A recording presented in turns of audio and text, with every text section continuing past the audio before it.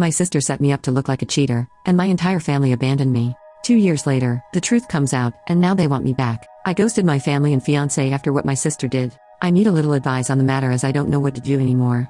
I was 21 when my fiancé asked me to marry him. He was the absolute light of my life. We had known each other since preschool. Our families are very close. He would come and have dinner with us on a daily basis and vice versa.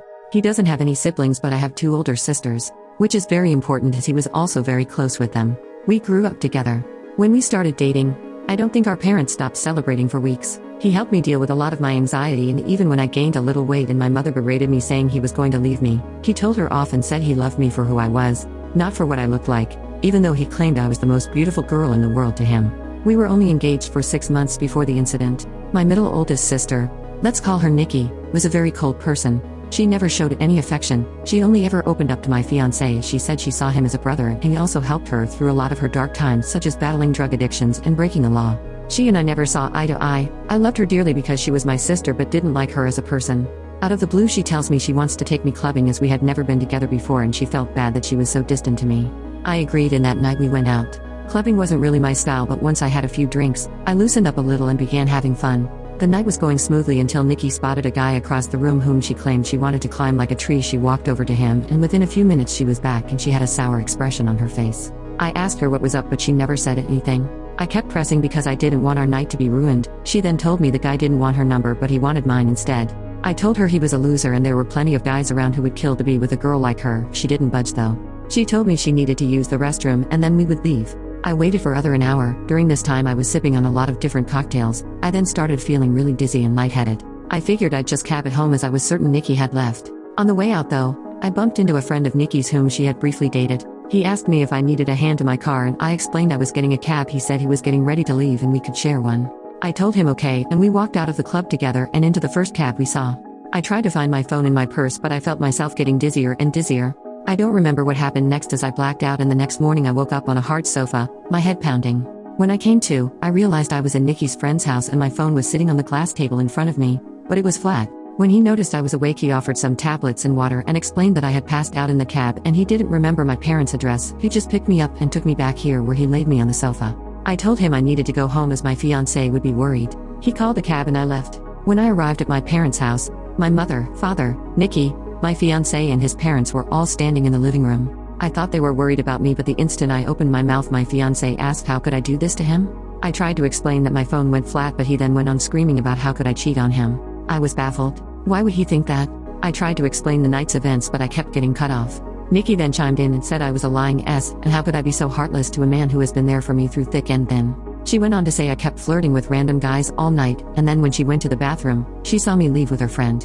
I told her what had happened and she showed me photos on her phone where as we were leaving, his hand was on my back ushering me outside. Yes, the photo did look horrible, and I was so drunk I didn't even realize his hand was on my back at all.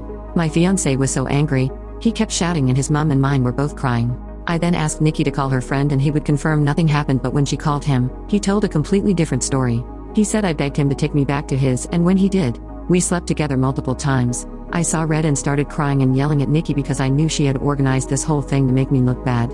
I begged my fiancé to believe me, but he just shook his head and left. When everyone had cleared out, my mother slapped me across the face and told me to get out. I left and went to a friend's house where I stayed for a few nights. During those nights I called my fiancé crying and pleading with him to believe me that nothing happened, but it all fell on deaf ears as he never returned any of my calls or texts. My mom texted me and told me she was kicking me out and that she couldn't believe I would do such a thing, and a lot of hurtful other slurs I don't think I could repeat here. She didn't even give me time to get my things as she threw everything out.